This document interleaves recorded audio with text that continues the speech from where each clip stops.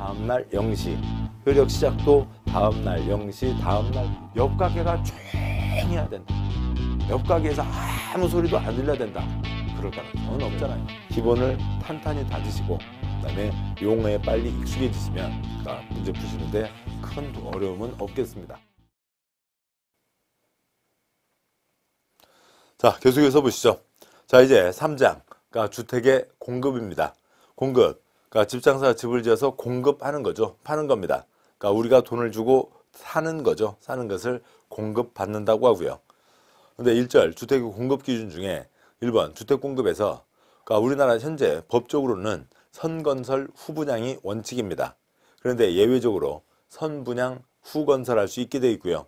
그게 그러니까 그 건설 회사들에게 큰 혜택이 되기 때문에 거의 대부분 예외적으로 그러니까 그 예외 규정을 적용한 그러니까 선분양 후건설로 가고 있습니다. 선건설, 아까도 말씀드렸던 거였고요. 그러니까 자동차 팔듯이 냉장고 팔듯이 그러니까 집장사가 집을 지어서 내놓고 좋으면 잘 팔리고 아니면 안 팔리니까 또 다시 반성해서 좋은 거 내놓고 그러겠죠. 그런데 우리나라에서 8688 신도시 1기 신도시 뒤에 그러니까 주택상환사채 제도가 있었고 그 아예 법으로 안착시켜놓은 그러니까 정착시켜놓은 그러니까 선분양 제도가 있습니다. 먼저 그림으로 설명드리고 문장을 보도록 하시죠.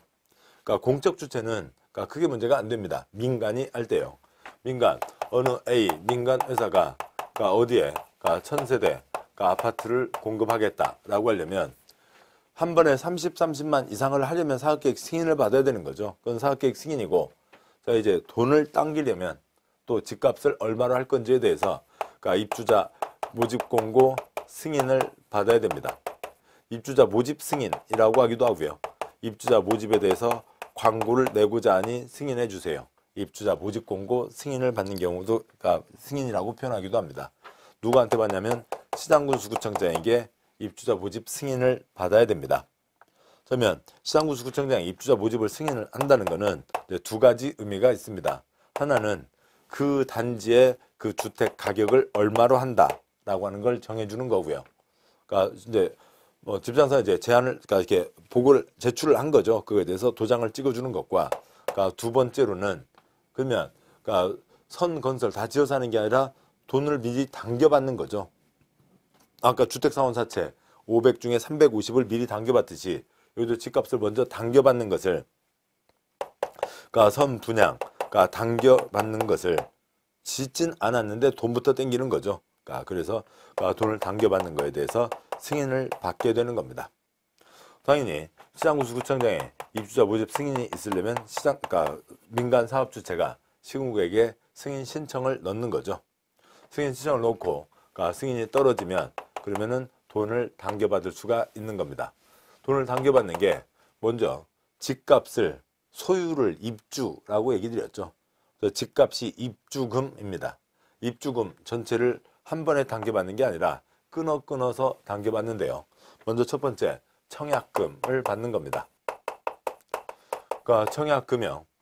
만약에 그러니까 그 지나가는 사람들 B1, B2 뭐 이런 분들이 에이 뭐 저거는 별집 아니네. 모집 공고 승인을 받으면 모델하우스를 짓고 만질 수도 있죠. 모델하우스 짓는 것들이 막 있고, 그다음에 이제 신문 광고를 내는 거죠. 그다음에 이제 청약금을 받는데, 그러니까 청약금을 낸 사람들이 1000명인데 만약에 뭐 아무도 없다고요. 그럼 미분양인 거죠.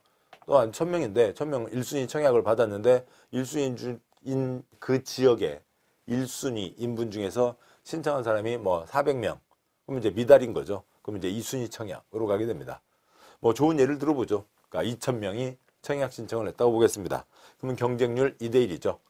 그러면 그러니까 노붕호 봉양, 자녀 수, 무주택 기간 등등을 따져서 가점도 있고, 그다음에 추첨도 있고 두 가지가 있는데 추첨으로 본다면 그 중에 1000명을 뽑아야 되죠. 2000명이 냈으니까. 그래서 1000명을 정하고 당첨됐음을 알리는 거죠. 뭐 이제 건설회사에서 아주 막 바닥바닥한 멋진 종이 오잖아요. 그러니까 귀하와 계약을 맺게 되어 본사의 영광이라고 생각하오니 어찌고저찌고 돈을 갖고 오세요. 그러니까 그러면은 무슨 돈을 내야 되고요. 그러니까 계약금을 내는 거죠. 계약금 낸 다음에 뭐 3번 나누든 4번 나누든 그러니까 중도금을 내는 겁니다. 마지막 중도금 때 그러니까 공사가 다 끝났어요. 공사 끝났으니까 공사 끝났음에 대한 검사 뭘 받는 거고요. 사용검사를 받는 거죠. 그러니까 사용검사를 받고, 그러니까 실제로는 이 B1, B2 이분들이 지금 돈을 내고 있는 거지만, 그 돈으로 집 지은 거지만 법에 의해서 그러니까 집장사 이름으로 보존 등기를 하게 됩니다. 그러니까 보존 등기를 하고 그다음에 마지막 돈 갖고 오세요. 마지막 돈 뭘 내게 되고요. 잔금을 내게 되죠. 그래서 잔금을 내면 A와 B 계약에서 B 할 바 다 했죠. 돈 다 냈습니다. 그러면 넘겨줘야죠. 뭐에 대해서요? 주택에 대한 소유권 이전 등기를 해주게 됩니다. 그러면 이전 등기하게 되면 이 B1, B2 등이 이 주택에 대한 물건에 대한 물권적 지배를 할 수가 있는 거죠. 주택의 소유자가 됩니다. 주택의 입주자라고 표현을 하는 거죠. 그러면 계약은 언제 성립되냐고요? 당연히 계약금 때가 아니죠. 민법의 계약은 어떻게 성립이 돼요? 청약과 승낙으로 성립이 됩니다. 그러니까 B1, B2의 청약의 의사표시, 나 그 집 사고 싶다. A에 그러니까 이것저것 골라서 그러니까 추첨 등을 통해서요. 당신과 계약을 하겠다. 당첨 사실 통지가 승낙의 의사표시입니다. 그러니까 의사표시는 발신요, 도달요, 도달해야죠. 당첨 사실 통지가 있은 때 계약이 성립된 겁니다. 이 계약 당사자 지위를 뭐라고 부르냐면, 그러니까 민법의 채권 채무 관계예요. 계약 당사자 지위를 그러니까 입주자로 선정된 지위라고 부릅니다. 얘기가 길죠. 9글자나 됩니다만 차라리 더 낫습니다. 이상한 말을 만들어낸 것보다 입주자 되기로 정해져 있다고요. 뭐만 하면요. 돈만 제때 내면 입주자가 된다는 겁니다. 뭐 여러 가지 관련된 한두 가지 내용을 더 말씀드리고 가죠. 먼저요. 여기까지는 동산입니다. 시멘트, 모래, 물, 자갈, 쇠파이프가 있는 거고요. 동산이죠. 공법의 한 덩어리가 되는 게 사용검사, 건축물 대장에 올라서게 되고, 그 다음에 민사상의 한 덩어리가 되는 게 보존 등기를 해야 그러니까 분양, 임대 등을 할 수가 있는 거죠. 그래서 이제 부동산이 된 겁니다. 그래서 넘겨주게 되는 거죠. 두 번째요. 그러니까 지위와 주택은 시간적으로 이어지는 거지 동시에 가질 수는 없죠. 지위를 갖고 있다가 흔히 얘기하는 입주권, 분양권이요. 그 다음에 이전 등기하는 순간 지위는 없어지고 주택의 소유자가 되는 겁니다. 세 번째요. 지위요. 대한민국 20층 아파트 표준 공사 기간이 36개월 3년 정해져 있습니다. 이 기간이 보통 2년 반 3년 가까운 시간이 되는 거죠. 네 번째요. 자본주의죠. 정당한 재산권 사고팔 수 있습니다. 지위, 주택 다 사고팔 수 있죠. 그러니까 지위 판다고요. 그러니까 어디 당첨돼서 뭐 한 달 만에 프리미엄 얼마가 뛰었고 뭐 개똥이네 그 프리미엄 붙여서 팔았디야. 그걸 또 뭐 줄여서 피 붙여서 팔았디야. 그렇게 얘기도 하시잖아요. 하는 경우가 있잖아요. 그러니까 다 사고팔 수 있죠. 그런데 뭐 잡자 할 때는요. 투기 잡자 할 때는 지위주택 사고팔지 못하게 합니다.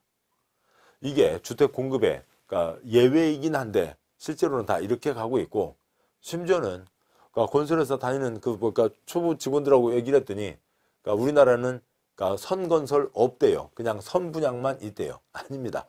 뭐 다 이렇게 하니까 그런 거지 주택법은 선건설이 원칙이긴 해요. 자, 이 내용들이 이제 문장으로 되어 있습니다. 문장은 이제 설명드렸으니까 빨리 보도록 하시죠. 동그라미 1번 주택법 선건설 후분양이 원칙입니다만 주택건설 대지소유권을 확보하고 주택도시보증공사 분양보증을 받으면 착공과 동시에 입주자를 모집할 수 있는 선분양, 후건설 예외가 허용된다. 따라서 대부분 선분양으로 진행되고요.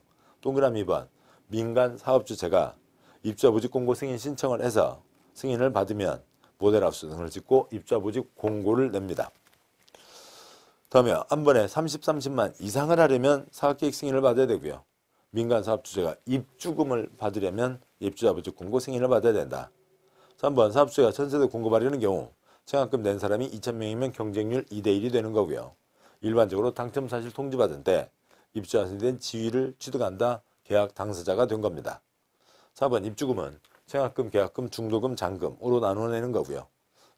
대한민국 20층 아파트 표준 공사기간 36개월로 정해져 있습니다.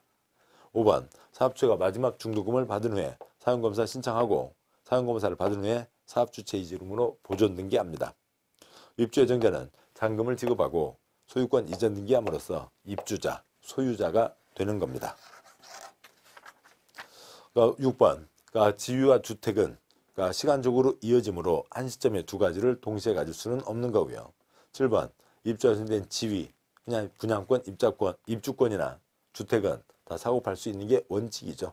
그런데 저기서 보실 내용으로 투기과일지구, 분양가 상한제, 수도권 민간택지, 그러니까 주택공유개발지구에서는 전매 제한 규정을 적용한다. 일정 기간 동안 사고 팔 수 없게 하는 겁니다. 제2절 분양가 상한제가 있습니다. 그러니까 분양가 상한제요. 그러니까 집값에 어떤 상한선을 정해놓는 거죠. 그러니까 그래서 그 위로는 올려서 팔 수 없게 하는 겁니다. 왜냐하면 너무 집값을 올려버리면 근데 거기가 사두면 돈이 된다고요. 그게 뭐예요? 투기가 되는 거죠. 투기가 몰리고 그러면은 대한민국 나머지 경제가 마비될 수 있으니까 여기는 이 선을 넘을 수 없다라고 해서 상한을 정하는 거죠. 뭐 좀 다른 예입니다만 이게 이제 공적 성격이 더 센 겁니다만 연탄값 뭐 작년에 한 장에 500원 정해져 있었습니다. 요즘 뭐 그 저쪽 우리나라 석탄 많이 캐진 않잖아요. 그래서 아직도 지금 우리나라에서 16만 가구는 그러니까 50만 명 넘겠죠. 50만 명 가까운 16만 가구 5천만 중에 1% 분들은 겨울 내내 연탄 없이는 난방을 할 수가 없습니다. 연탄이 없으면 아주 춥게 지내실 수밖에 없는 그런 조건에 계신 분들이 1%가 된다고요. 그런데 석탄 가격이 비싸다. 또 아니면 이러저러한 회사에서 이 사람들은 꼼짝없이 사야 되네. 그 뭐요? 개론에 나오는 탄, 비탄이요. 탄력적, 비탄력적. 아무튼 뭐 그걸 적용을 해서 뭐 한 장에 1,000원, 2,000원, 5,000원 꼼짝없이 사야 된다. 그러면 이분들의 생활이 아예 안 되는 거잖아요. 그래서 국가에서 선을 정해 놓은 거죠. 연탄 한 장에 500원. 그리고 이쪽에 연탄 공장 사장님이 아이고 그러면 우리 적자예요. 그러면 우리 세금으로 이분들에게 최소 어느 수익을 맞춰주는 거죠. 이 어려우신 분들을 도와주기 위해서요. 그런 식으로 하는 겁니다. 그것과 비슷한 흐름으로 보시자고요. 집값을 그냥 자본주의라고 방치를 하게 되면 국가 경제 전체가 다 망가지는 거니까 일정 선을 넘지 못하게 합니다. 그 분양가 상한제 내용을 보기 위한 걸로 먼저 1번 공공택지와 2번 분양가 상한제 적용 지역을 먼저 보시죠. 1번 공공택지는 택지 공영개발이라고 하고요. 9가지 형태의 신도시를 얘기합니다. 표의 첫째 줄, 일반적인 민간 택지는 민간이 택지를 개발하는 거죠. 땅을 다 사들이고 땅을 다 밀고 해서 아파트질 땅으로 만들고 거기에 주택 건설을 해서 공급을 하는 겁니다. 표의 둘째 줄이요.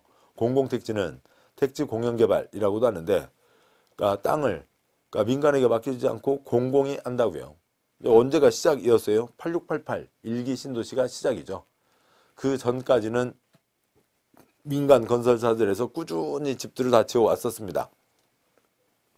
그런데 80년대 초반 들어서면서부터는 이미 시가지에는 이제 빈 땅이 없죠. 다 집들이 들어찼어요. 빈 땅이 없고 나머지 땅은 큰 집을 짓기에는 규제가 심한 땅입니다. 그리고 공급이 좀씩 모자라기 시작하게 됐다. 좀 공급이 줄어들게 됐다고요. 그리고 뭐 조그만 땅에서 집을 짓는 거지 큰 땅 작업을 하기가 쉽지 않았습니다. 그런데 8688 1기 신도시 때 200만 채를 공급을 하겠다라는 목표가 있는데 그걸 민간에게 땅까지 너희들이 알아봐봐. 그럼 땅이 없잖아요. 그래서 공적 주체들이 나서서 땅을 다 사들여서 싹 밀고 민간 건설회사에 땅을 공급한 거였죠.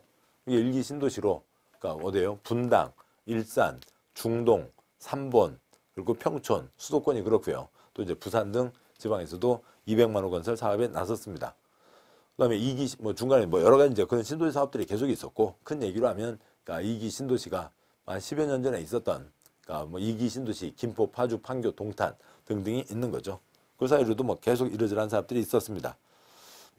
가까운 1년 전에 정부 정책상 이제 정부에서 주도주로 나서는 신도시 건설은 하지 않겠다라고 이제 했습니다만 이제 그거는 아주 정책 수준이고 법으로는 여지는 열려 있는 거죠. 그래서 공공이 땅을 만드는 겁니다. 공공택지, 공공사업으로 주택 건설할 땅을 만들었습니다. 그러면 판교 신도시에 아니면 삼본 신도시에 다 공적 주체가 집을 지은 건가요? 아니죠. 땅을 만들어서 민간 건설회사에게 파는 거죠. 민간 건설회사들이 그 땅에 돈 주고 사서 집을 지어서 파는 겁니다. 문장으로 보시면 공공택지는 9가지 공공사업에 의해서 개발 조성되는 공동주택이 건설되는 용지입니다. 그러니까 9가지 사업 하나하나는 초점이 아니고요. 점, 환지 방식의 도시개발 사업, 그러니까 황권 방식의 정비 사업으로 조성된 대지는 공공택지에 해당하지 않는다고 되어 있습니다. 환지나 황권은 새 토지나 새 건축물을 종전 소유자나 종전 건축물 소유자에게 주는 거죠. 새 땅을 만들어서 그러니까 옛날 땅 주는 에게 새 땅으로 바꾸어 주는 겁니다. 이건 바꾸어 주는 거지 건설회사에게 팔 땅 별로 없는 거죠. 채비지 뭐 그런 일부 빼고 나면 그러니까 이건 그러니까 대규모 아파트 단지를 짓기 위한 게 아니라 땅을 바꾸는 겁니다. 바꾸어서 그 땅에 이제 건물이 올라설 수는 있는 거지만 아파트가 올라설 수는 있는 거지만 토지를 공급이 아닌 거죠. 자 그러면은 그러니까 공공택지에 대해서 지금 보셨는데 그 공공택지의 이제 그 취지를 이해하기 위해서 그 한 사례를 보도록 하시죠. 공공택지는 그러니까 땅값을 건설회사가 헐값으로 받는 겁니다. 보시죠. 여기 이런 곳이 있습니다. 한 예로 판교신도시를 들어보죠. 자 거기에 그러니까 시행자가 다 돈을 주고 샀습니다. 그래서 백지상태의 소유권 한 장 만든 거죠. 그리고 거기에 대지 조성을 한 겁니다. 신장로 내고요. 그다음에 그거를 이제 건설회사에게 파는 거죠. 그러면 그 중에 어느 땅을 받은 그러니까 건설회사가 여기에다 이제 아파트를 짓는 거죠. 이렇게 해서 일반에게 공급을 하게 되는 겁니다. 그런데 그러니까 이쪽에 판교를 예를 들어 보면 그 옆에 또랑 하나 건너면 탄천이 뭐 이렇게 꼬불탕 하지도 않습니다. 그냥 빤듯해요. 양재 잠실 쪽으로 가는 탄천 또랑이 하나 있습니다. 그러니까 그 또랑 개천 하나를 건너면 개천 크지도 않아요. 징검다리 27개요. 강아지들 늘똥 깡총 강아지는 깡총이 아닌가요? 강아지들 아무튼 뛰어서 27칸이면 넘어가면 이쪽이 분당입니다. 그 숫자가 실제로 신문에 나왔던 숫자니까 뭐 얘기 드릴 수 있는 거고요. 그러니까 이때 전체 샀을 때 그러니까 평균 그러니까 보상금 가격이 평당 40만 원이었습니다. 전체 다 합쳤을 때요. 여기에 대지 조성을 하죠. 그러니까 그러고요. 그다음에 기반시설 땅 따로 내는 거죠. 공적시설 들어가고요. 그러니까 그런 여러 가지 토목공사비 합쳐서 건설회사에게 파는 돈이 그러니까 평당 400만 원이었습니다. 뭐 동그라미 하나가 더 붙었지만 그러니까 돈 쌓아서 좋은 데 쓰고요. 또 다음에 기반시설 조성하는데 그런 정도들이 들어가는 거죠. 400만 원 받았습니다. 건설회사 이거 다 알죠. 이 땅을 사는 건설회사는 40만 원 주고 뺏은 것을 그러니까 우리한테 400만 원에 판다고 화내는 회사 없죠. 왜냐하면 당시에 분당 평균 가격이 8천만 원입니다. 주거용지요. 그러면 20분의 1로 받는 거잖아요. 바로 옆에 있는 땅에 20분의 1로 받는 겁니다. 헐값으로 받는 거라고요. 그러니까 따라서 공공택지를 받게 된다라고 하는 거는 건설회사에게는 큰 혜택이 되는 겁니다. 그래서 공공택지를 잡는 것 자체가 헐값이다. 그리고 그러니까 집값을 보면 땅값과 콘크리트 값이 있는데요. 그러니까 콘크리트 값은 거의 뭐 비슷비슷하잖아요. 고려표 시멘트, 그러니까 비사표 시멘트 무슨 차이가 얼마나 있냐고요. 땅값의 차이가 있는 거죠. 여기는 400만 원짜리 땅이고 여기는 8천만 원짜리 땅이어서 집값에 그렇게 차이가 있는 겁니다. 그래서 당시에 이쪽에 그러니까 30평대 후반이 그러니까 분당에서 팔아갈 때 판교에서 3억에 나오게 된 거였죠. 그래서 뭐 5억 로또 그런 얘기가 있었습니다. 이걸 당첨받은 사람이 바로 판다 그러면은 그러니까 5억 이익을 가지게 되잖아요. 어떤 노력도 없이 그런 문제가 있던 거였죠. 그래서 이거를 일정 기간 못 팔게 하고 그게 뭐냐면은 4절에서 보실 입주하신 지유와 주택의 전매 제한이고요. 다음 두 번째로는 그러니까 땅값을 헐값으로 받은 거니까 집값을 여기도 똑같이 8억으로 받으면 나쁜 사람이죠. 그러면 안 된다고요. 그러니까 어느 선을 정해서 예를 들면 적정한 이유는 보장하면서도 어느 선을 넘지 못하게 상한선을 잡아야 되겠죠. 그게 분양가 상한제로 이어지는 배경입니다. 땅을 헐값으로 받았기 때문에 집값을 자기 마음대로 하면 안 된다고요. 그러면 건설회사가 너무 큰 이익을 우리 사회적 비용으로 우리 국민 전체의 부담으로 만들어진 그 돈들을 건설회사가 다 가져가게 되니까 그거는 안 된다 라고 하는 취지가 있는 겁니다. 그래서 공공택지는 그러니까 땅값을 헐값으로 받았다. 굵은 2번 국토부 장관이 지정하는 분양가 상한제 적용 지역이 있습니다. 공공택지가 있고요. 그러니까 국토부 장관 여기는 따로 특별히 지정을 하는 겁니다. 여기에서는 이 동네는 공공택지가 아닌 그냥 일반 땅인데 이 지역은 아유 놔두면 안 되겠다. 투기가 너무 심해져서 국가경제에 문제가 생기게 되니까 여기는 분양가 상한제를 적용하겠다. 그래서 건설회사는 자기들 마음대로 하지 말고 분양가 상한제가 적용을 받는 거다라고 하는 걸 발표를 하는 거죠. 분양가 상한제 적용 지역을 지정을 하는 겁니다. 근데 표가 있는데요. 그러니까 두 가지를 이렇게 그 뒤에 나오니까 같이 보도록 하시죠. 먼저 표의 왼쪽이요. 표의 2번에 왼쪽을 보시면 그러니까 이 셋째 줄에 있는 분양가 상한제 적용 지역이나 그러니까 투기과일지구나 둘 다 첫째 줄은 똑같아요. 요건 시작은 같습니다. 그래서 서로 엇갈려서 문제 내기가 딱 좋은 거거든요. 그래서 비교한 표를 만들어 놨고 비교해서 구분을 하시자고요. 먼저 왼쪽으로요. 그러니까 집값이 펄쩍펄쩍 뛰고 있습니다. 주택가격 상승률이 물가 상승률보다 현재의 높은 지역으로 주택가격이 급등하거나 급등할 우려가 있으니까 떼끼놈 손 넘지 마. 그래서 분양가 상한제 적용 지역을 지정하는 겁니다. 누가요? 국토부 장관이요. 투기 관련 규정들은 거의 국토부 장관이 대부분이죠. 그러니까 시도지사 의견을 듣고 심의 거쳐서 지정을 합니다. 왜요? 분양가 상한제를 적용하기 위해서요. 오른쪽이요. 그러니까 주택가격 상승률이 물가 상승률보다 현저히 높은 지역으로 집값이 펄쩍펄쩍 뛰는데 주택에 대한 투기가 성행하고 있거나 성행할 우려가 있으니까 거기는 투기 과일지구로 지정을 합니다. 누가요? 여기는 국토부 장관도 지정할 수 있고 시도지사도 지정할 수 있습니다. 서로 얘기하면서요. 국토부 장관은 시도지사 의견 듣고 시도지사는 국토부 장관과 협의해서 심의 거쳐서 지정을 합니다. 투기과일지구는 뭐 하려고요? 입주 전된 지위의 전매를 제한하기 위해서요. 투기과일 지구에서는 지위를 돌리지 못한다. 지위를 못 팔게 하는 거예요. 주택은 사고 팔 수 있어요. 입주권, 분양권 딱지 갖고 장난치지 마라 라고 하는 그런 취지입니다. 보시죠.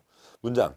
그러니까 국토부 장관은 분양가 상한제 운용을 위해서 주택가 상승률이 물가 상승률보다 현재 높은 지역으로 그 지역에 주택가격, 주택거래 등 지역 주택시장 여건 등을 고려했을 때 주택가격이 급등하거나 급등할 우려가 있는 지역 중 일정한 지역에 대해서 주거정책심의위원회 심의를 거쳐 분양가 상한제 적용 지역으로 지정할 수 있다. 굵은 3번 분양가 상한제 적용 공공택지와 적용 지역에 분양가 상한제가 적용됩니다.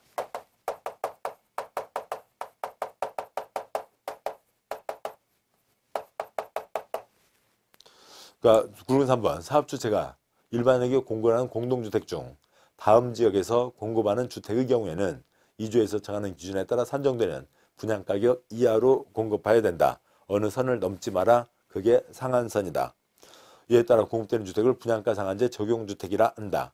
1번 공공택지와 2번 공공택지 외의택지 즉 민간택지 가운데 국토부 장관이 지정하는 분양가 상한제 적용지역이 있습니다. 아무튼 뭐 그 법을 만든 분들도 나름대로 애를 쓰셨고 그것도 이제 읽는 우리들은 또 읽으려니까 또 애를 써야 되고 그런데 뭐 어쩔 수 없습니다. 대한민국 전국 모든 곳에서가 아니라 특별히 정한 곳에만 그러니까 특별히 규정된 곳에만 분양가 상한제가 적용되는데요. 그게 어디냐면 하나가 공공택지고 또 다른 하나가 분양가 상한제 적용 지역입니다. 그런데 이 두 가지를 합쳐서 뭐라고 한다고요? 합쳐서 뭐라고 하는 게 아니라 여기서 공급되는 공동주택이 분양가 상한제 적용주택인데 분양가 상한제는 우리나라 전국이 아니라 두 지역에 적용이 된다고요. 그러니까 그냥 법이 그래요. 그러니까 여러분이 그러니까 이렇게 이 그림을 알아두셔야죠. 분양가 상한제 적용 지역이 빨간 분양가 상한제 적용 지역이요, 노란 분양가 상한제 적용 지역이요. 우리나라 중에 이 두 군데의 분양가 상한제가 적용되는 겁니다. 다음 지역에서는 두 가지 지역에는 분양가 상한제가 적용된다고요. 어디와 어디요? 공공택지와 분양가 상한제 적용 지역이요. 아무튼 알아두셔야 그림으로 그려두시고요. 탁 카메라로 사진 찍듯이 그냥 이렇게 입력해 두셔야 되지. 그러니까 국어가 엉망인 것을 갖고 깊게 따지면 따질수록 그냥 이렇게 뭐 얘기만 복잡해지는 겁니다. 근데 공공택지가 좀 더 이제 늘어났겠습니다만, 그러니까 2000년 초반에 그러니까 우리나라 땅의 0.6%였고 분양가 상한제 적용 지역은 아직 이제 시작된 제도이고 아직 지정된 곳이 없어서 우리나라 한 군데도 없습니다. 대한민국 전체 땅 중에 아무리 많이 잡아도 1%가 안 되는 곳에 분양가 상한제가 적용되는 겁니다. 그러니까 1%가 아닌 대부분 지역에서는 그러니까 사업주체, 집장사들이 집값을 자기 마음대로 해서 그러니까 올려서 근데 뭐는 받아야 돼요. 아까 보셨던 입주자 모집 승인은 받아야 되는 거죠. 분양가 상한제가 있습니다. 4절, 그러니까 지유와 주택의 전매 제한형. 아까 이제 기본 취지는 말씀드렸습니다. 판교요. 그러니까 또랑 하나 건너서 분당에서 8억, 똑같은 평수가 8억. 네, 판교에서 3억. 이거 당첨만 되면 바로 내다 팔 수 있으면 5억 로또가 되는 거죠. 그래서 일정 기간, 처음 때는 10년 동안 못 팔게 한 겁니다. 워낙 사람들이 몰리니까요. 10년 동안 못 팔게 하니까, 에휴, 3억을 넣었는데 10년 동안 못 팔면은 10년 지나서 8억 된다고? 내가 그 돈을 갖고 10년 동안 뭔가를 해도 그게 더 낫겠다. 에이, 나 판교 안 들어갈래. 이제 그렇게 되는 거죠. 그러기 위해서 일정 기간 못 팔게 한 거죠. 뭐와 뭐를요? 이 지유와 주택을 못 팔게 하는 겁니다. 자본주의니까 당연히 사고 팔 수 있는 거지만 투기 잡기 위해서 못 팔게 하는 거죠. 그래서 10년 이내에서 정하는 기간 동안 못 팔게 합니다. 근데 이게 보통 한 3년이라고 말씀드렸죠. 그래서 10년 이내에서 정하는 게 32가지가 있습니다. 우선 그러니까 굵은 1번 투기과열지구 보기 전에 지주택의 전매 제한 기본 취지에 대해서 설명드리고 문장을 보도록 하시죠. 그래서 그러니까 32가지가 있는데 그 32가지 중에 어디는 여기서부터 해서 그러니까 8년 동안 못 판다. 한 3년 지나면 5년 동안 5년 집 바꾸도 5년 지나야 팔 수가 있는 거죠. 4년 동안 못 판다. 3년 동안 못 판다. 아니면 지유를 못 판다. 1년 동안 못 판다. 6개월 동안 못 판다. 그래서 32가지가 있는데 32가지 가지수는 많지만 실제로 대한민국 땅에서 그게 이 전매 제한이 적용되는 곳은 그렇게 많지는 않은 겁니다. 많지 않은 거고요. 그러니까 거기 32가지에 걸리지 않는 우리나라 대부분 지역에서는 지금도 당첨만 되면 바로 프리미엄 붙여서 팔 수가 있는 거죠. 프리미엄을 얼마를 붙이건 또 사는 사람이 어떻게 되든 자본주의 민법이니까 그건 계약 자유인 거죠. 그러니까 이 법 32가지만 어기지 않으면요. 32가지가 아닌 곳은 프리미엄 붙여서 바로 팔 수 있고 32가지로 정해진 곳은 지유와 주택을 정해진 기간 동안 그게 32가지가 있고 못 팔게 한다는 겁니다. 먼저요. 굵은 1번 투기과열지구가 있습니다. 앞에 그 표에서 이미 보셨던 거였죠. 분양가 상한제 적용지역과 투기과열지구를 아까 비교를 했었습니다. 투기과열지구가 있고요. 동그라미 1번 국토부 장관 또는 시도지사는 주택가격 안정을 위해서 그러니까 국토부 장관은 그냥 실제로는 중앙인데 중앙자가 빠져있는 주거정책심의위원회 시도지사는 17개 시도지사니까 각 17개 시도에 있는 시도 주거정책심의위원회의 심의를 거쳐 투기과열지구를 지정하거나 해제할 수 있다. 국토부 장관이 투기과열지구 지정할 경우에는 시도지사의 의견을 들어야 하며 시도지사가 지정할 경우에는 국토부 장관과 협의하여야 한다. 즉 서로 얘기하고 지정한다는 얘기죠. 동그라미 2번 투기과열지구는 해당 지역의 주택가격 상승률이 물가 상승률보다 현저히 높은 지역으로 그 지역의 청약 경쟁률, 주택가격, 주택보급률, 주택공급계획 등과 지역 주택시장 여건 등을 고려했을 때 주택에 대한 투기가 성행하고 있거나 성행할 우려가 있는 지역 중 일정한 기준을 충족하는 곳이어야 한다. 그래서 지유주택의 전매 제한이 있습니다. 몇 년 이내에서 정하는 기간 동안요. 10년 이내에서 정하는 기간 동안 지유주택을 사고 팔 수 없다. 예, 32가지가 있습니다. 뭐 기간만 32가지가 아니고요. 각 대상별로, 지역별로, 면적별로, 뭐 또 다른 요건별로 해서 여러 가지 복잡한 표가 있는데 뭐 그거 가지고 시험 나온 적은 없는 거고요. 투기과열 지구에서는 아까 말씀드린 지구에서는 지위만 돌리지 말라고요. 주택은 마음대로 사고 팔 수 있습니다. 그 다음에 두 번째요. 그러니까 공공택지, 분양가 상한제인 거죠. 분양가 상한제의 경우에는 분양가 상한제는 아까 카메라 사진 찍어놓은 거 있었죠. 이 그림이 딱 어디서라도 나와야 됩니다. 분양가 상한제는 두 가지예요. 분양가 상한제는 하나는 공공택지이고 또 하나는 분양가 상한제 적용지역인 거죠. 이거는 언제라도 번역할 수 있어야 됩니다. 이 두 가지, 두 군데에서는 모두요. 지위도, 그러니까 주택도 일정 기간 동안 못 팔게 하는 겁니다. 그러니까 다음에요. 그러니까 수도권의 경우에 그러니까 지방보다는 그래도 수도권이 집값이 더 비싸잖아요. 그래서 국가에 미치는 영향, 국가 경제 전체에 커다란 영향을 더 미치는 겁니다. 수도권의 공공택지는 여기 분양가 상한제에 들어가 있으니까 얘기할 게 없고, 공공택지 외의 택지, 즉 수도권의 그러니까 민간택지에서는 거기도 그러니까 지위도 그러니까 주택도 일정 기간 동안 사고 팔지 못하게 하는 겁니다. 그런데 그 경우들이 이 큰 새 덩어리뿐만이 아니라 지역별로, 면적별로 또 다른 요건별로 해서 나누어져서 32가지가 있는 거라고요. 자, 여기까지 보셨고, 그러면 그러니까 그런데도 법을 어기려고 하는 사람들이 있잖아요. 법을 어기는 사람들이 있는 거죠. 발각되면 그 사람들에 대해서 그러니까 처벌을 해야죠. 규제를 해야 됩니다. 지위 돌리지 말라고요. 지위 돌린 거 발각되면 돈 주고 뺏는다는 겁니다. 설명 곧 드리고요. 그러니까 주택 일정 기간 돌리지 말라고요. 이 주택 못 돌리게 부기등기를 다 해놓는 겁니다. 그다음에 위반한 거 발각되면 3년 이하 징역 3천만 원 이하의 벌금에 처한다는 얘기고요. 자, 보시죠. 지위 돌린 거 발각되면 돈 주고 뺏는다. 착한 B1, 이 기간이 정해져 있으니까 아이고 옆에서 누가 뭐라고 유혹을 해도 그러니까 뭐 흔들리지 않고 꾸준히 자기가 갖고 있어 기간을 다 채우려고 하고 있습니다.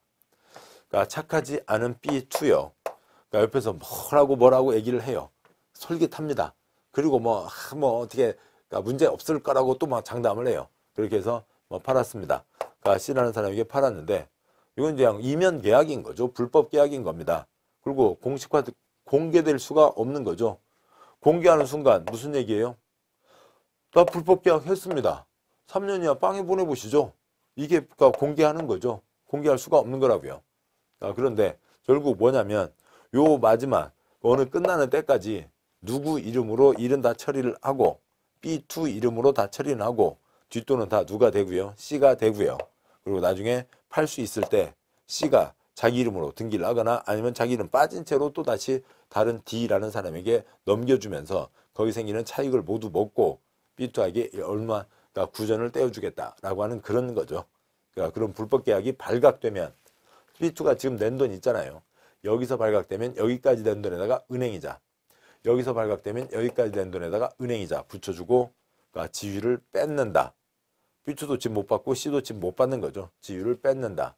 그러면 이제 후순위 당첨자들 있잖아요. 그분들에게 쪼르륵 연락을 해서 넘어가게 되는 겁니다. 그다음에 주택 돌리지 마라. 그러니까 이거는 B2와 이 건설회사 A와의 계약이기 때문에 뭐 그 계약서에다 뭘 어떻게 해놓을 수는 없는 거잖아요. 집을 받은 B3가 아직 계약 기간이 끝나지도, 그러니까 이 전매 제한 기간이 끝나지도 않았는데 팔려고 그렇게 애를 쓸 수가 있으니까, 그러니까 흔들리지 않게 하기 위해서 안 된다, 아사라 안 된다. 이 소유권 보존 등기, 이전 등기 하는 이 자리에다가 등기부에다가 이 집은 아직도 2년 더 남아 있고요. 2년 끝나야 팝니다. 2년 전까지는 소유권 이전할 수 없습니다. 라고 써놓으면 어느 누구라도 등기부는 보잖아요. 부기등기 해놓는다 라고 하는 거죠. 위반한 거 발각되면 3년 이하 징역 3천만 원 이하 벌금에 처한다 라고 하는 게 있습니다. 자, 문장으로 보시죠. 문장이요. 붉은 2번 전매 제한 대상. 표는 말씀드렸고 동그라미 1번 그러니까 이쪽 그림을 같이 두면서 가도록 하시죠. 사업주체가 건설 공급하는 주택에 입주자로 선정된 지위나 아니면 주택으로 다음에 해당하는 경우에는 여기인데 이건 이제 통지가 도달이 사람마다 차이가 있을 거니까 가장 가까운 계약기간 첫날로 실제로는 규제를 합니다.